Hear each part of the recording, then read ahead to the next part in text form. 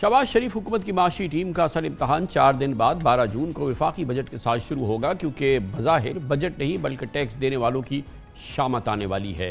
12,900 अरब रुपए टैक्स आमदन के लिए बयान ने टैक्स देने वाले इदारों और अफराद ही को मज़ीद निचोड़ने का मनसूबा बनाया है, जबकि टैक्स चोरों के वारे न्यारे जारी रहेंगे।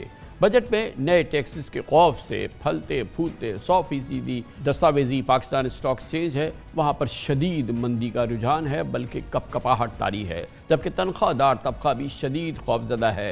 हैरान कुल बात है कि बजट के इजरा से पहले वज़ीर आज़म, नायब वज़ीर आज़म, वज़ीर ख़जाना, वज़ीर एनर्जी, वज़ीर पेट्रोलियम, वज़ीर मनसूबाबंदी चीन में हैं और 5 रोज़ा दौरे की वजह से बजट इजलास एक हफ्ते मौक्कर भी हुआ।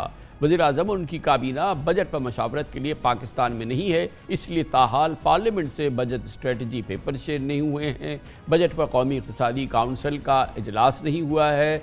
NEC का ये इजलास इकनॉमिक सर्वे को हतमी शक्ल देने और बजट के अहदाफ की तैयारी के लिए बहुत ज़रूरी होता है, वो नहीं हुआ है। मगर इस वक्त तकरीबन पूरी हुकूमत चीन में है। हालांकि बजट से पहले हुकूमत federation of chamber commerce, chambers of commerce, ताजिर तंजीमों, ट्रेड बॉडीज़ के साथ बहुत इंटेंस मुशावरत करती है, मगर इस दफ़ा ये तमाम मंजर कहीं नज़र नहीं आ रहा दूर दूर तक। बहरहाल बुध को बजट तो वज़ीर ख़जाना मोहम्मद औरंगज़ेब पेश करेंगे, लेकिन कोई माने या न माने इस बजट की दस्तावेज़ IMF की हिदायत और अहदाफ पर मबनी होंगी। बजट के निफाज के बाद ही पाकिस्तान को IMF से तकरीबन $8 अरब का नया प्रोग्राम मिलने की उम्मीद है। IMF की शराइत पर 2,000 अरब रुपए के नए टैक्सेस की मनसूबाबंदी जारी है। 12,900 अरब रुपए की टैक्स आमदन का ये ख्वाबी हदफ एक बड़ा चैलेंज है, लेकिन नामुमकिन नहीं, क्योंकि क़राइन और शबाइश से लगता है कि न सिर्फ बिजली और गैस की कीमतें मजीद बढ़ेंगी, बल्कि income tax, GST, with holding tax, custom duty और रेगुलेटरी ड्यूटी और फेडरल एक्साइज टैक्स ड्यूटी में आमदन बढ़ेगी। IMF ने अद्वियात और स्टेशनरी समेत दर्जनों अशिया पर GST लगाने और टैक्स टू GDP कम अज़ कम 10% करने की तलकीन की है। इसके लिए कोई बई नहीं कि पहले से टैक्स देने वाले ही मज़ीद टैक्सेस की जकड़ में आ जाएँ। IMF को मालूम है और हो सकता है इसीलिए वो थोड़ा अग्रेसिव टारगेट रखें पाकिस्तान के लिए, क्योंकि हर दफ़ा पाकिस्तान टारगेट से कुछ कम ही पैसे जो है वो इकट्ठा कर सकता है। रियल टर्म्स में तकरीबन 20 से 22% FBR को दिखाना होगा, ग्रोथ मुश्किल होगा, लेकिन मुझे नहीं लगता कि अब मईशत में या इन कंप्लायंट टैक्स रेवेन्यू लाइंस में इतनी कैपेबिलिटी है कि वो पैसा इकट्ठा किया जाए। होलसेल टैक्स रिफॉर्म की ज़रूरत है पाकिस्तान को, लेकिन हुकूमत और शहबाज शरीफ साहब मूड में नहीं लगते कि वो होलसेल टैक्स रिफॉर्म करें। इस वक्त सूरत हाल ये है कि टेक्सटाइल एक्सपोर्टर्स, सनतकार गैस, बिजली और टैक्स बरात का मुतालबा कर रहे हैं।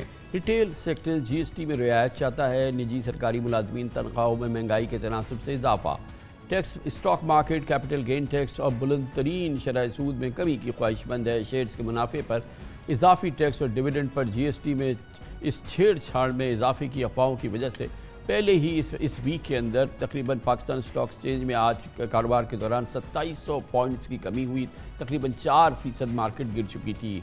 पीर को मॉनेटरी पॉलिसी में शरह सूद में सिर्फ 1% कटौती ने मार्केट में हिजान बपा कर रखा है, क्योंकि ख़बरें यह हैं कि गो के बहुत बड़ी महंगाई में कमी आई है, 38% से 11% तक आ चुकी है और इसके नतीजे में तकरीबन 4% की गुंजाइश से 4% इंटरेस्ट रेट कम हो सकता है। मगर बताया गया है कि किसी भी रीज़न की वजह से, IMF के खौफ की वजह से या न जाने क्या मामला है, स्टेट बैंक शायद शरह सूद में महज 1% की कमी करे।